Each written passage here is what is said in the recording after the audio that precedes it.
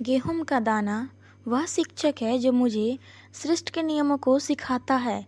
मैं एक कहानी कहना चाहूँगा जो सर्वाधिक महत्वपूर्ण कहानियों में से एक है।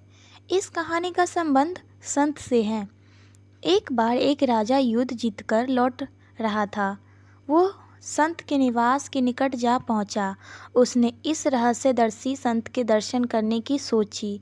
राजा ने संत के पास जाकर कहा, मैं आपके पास इसलिए आया हूँ कि शायद आप मुझे सृष्टि और प्रकृति के नियमों के विषय में कुछ समझा सके।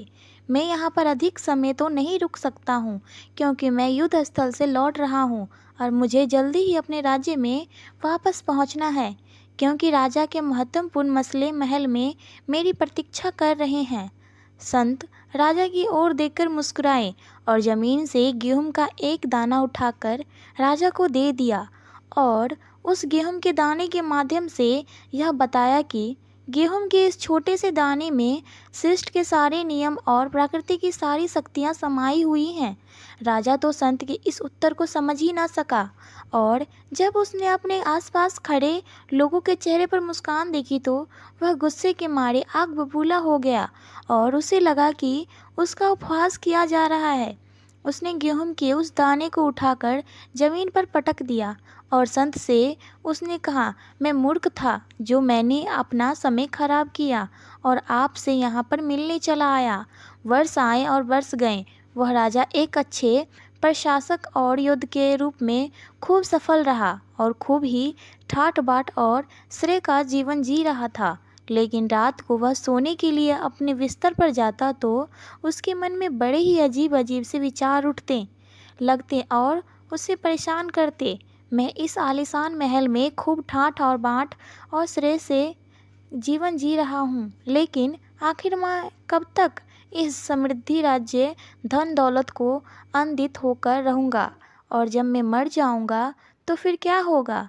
क्या मेरे राज्य की शक्ति, मेरी धन दौलत, संपत्ति मुझे बीमारी से और मृत्यु से बचा सकेगी? क्या मृत्यु के साथ ही सब कुछ समाप्त हो जाता है?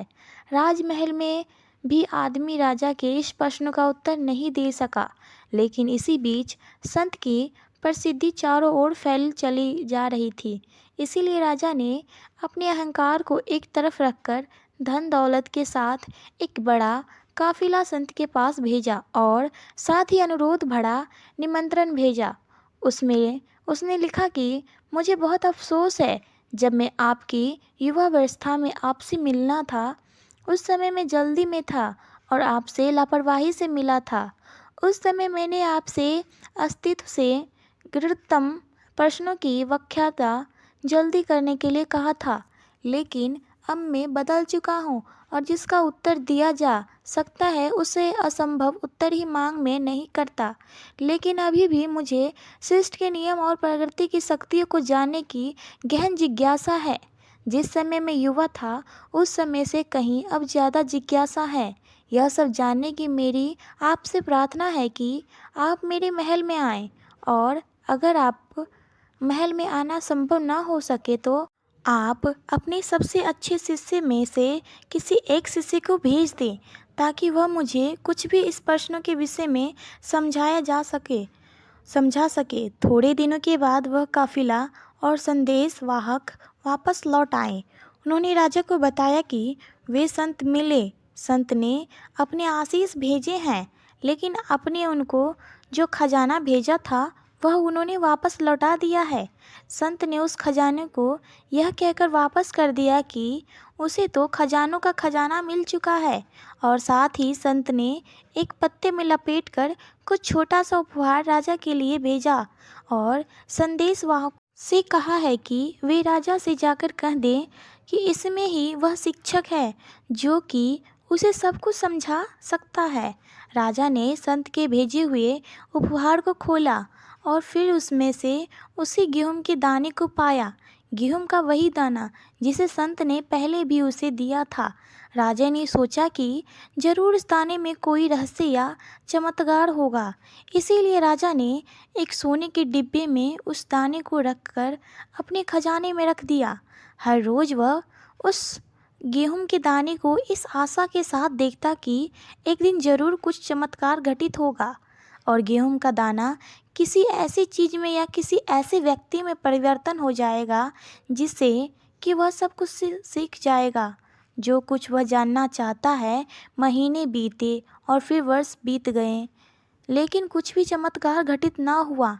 अंततः राजा ने अपना धैर्य खो दिया और फिर से बोला, ऐसा मालूम होता है कि संत ने फिर मुझे धोखा दिया है। या तो वह मेरा उपहास कर रहा है या फिर वह मेरे प्रश्नों के उत्तर जानता ही नहीं। लेकिन मैं उसे दिखा दूंगा कि मैं बिना उसकी किसी मदद के भी प्रश्न के उत्तर खोज सकता हूँ। फिर उस राजा ने एक बड़े भारतीय रहस्यदर्शी के पास अपने काफिला को भेजा जिसका नाम तसग्रेंगराचा था। उसके पास संसार के कोने कोने से शिष्य आते थे और फिर उसे उस काफिला के साथ वही संदेशवाहक और वही खजाना भेजा जिसे उसने संत के पास भेजा था। कुछ महीनों के पश्चात संदेशवाहक उस भारतीय दार्शनिक को अपने साथ लेकर वापस लौटे, लेकिन उस दार्शनिक ने राजा से कहा, मैं आपका शिक्षक बनकर सम्मानित हुआ हूँ, लेकिन यह मैं साफ साफ बता देता चाहता हूँ कि मैं खास करके आपके देश में इसलिए आया हूँ ताकि मैं संत के दर्शन कर सकूँ।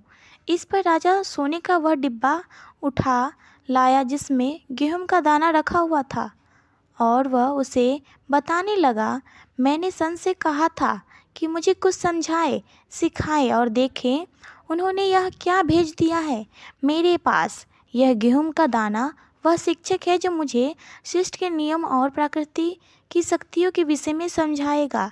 क्या यह मेरा उपहास नहीं? वह दार्शनिक बहुत देर तक उस गेहूं के दाने की तरफ देखता रहा और उस दाने की तरफ देखते देखते जब वह ध्यान में डूब गया तो महल में चारों ओर एक गहरा मौन छा गया।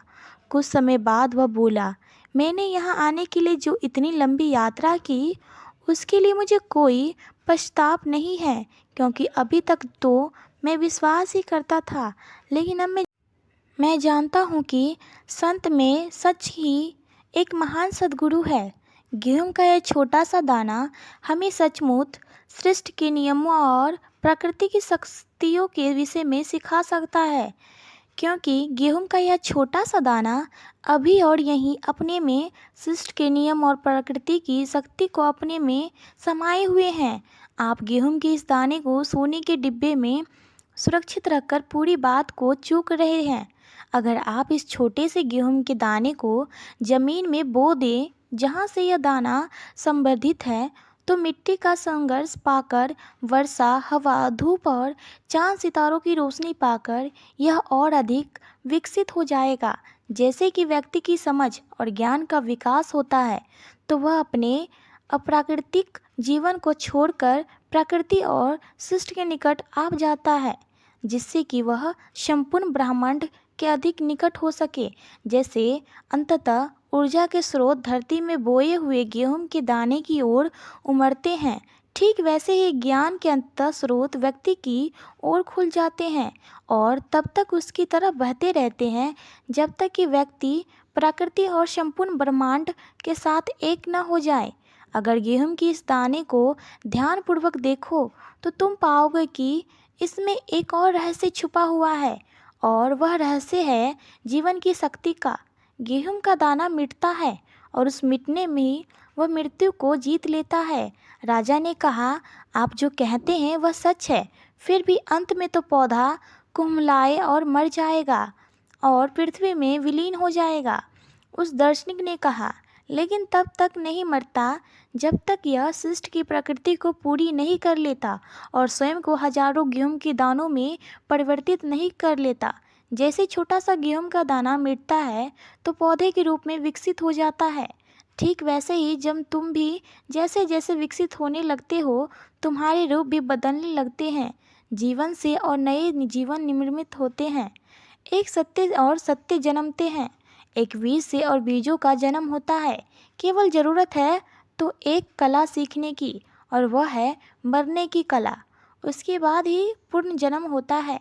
मेरी सलाह है कि हम संत के पास चले ताकि वे हमें इस बारे में कुछ अधिक बता सके। दोस्तों, ये कहानी कैसी लगी हमें कमेंट करके बताना ना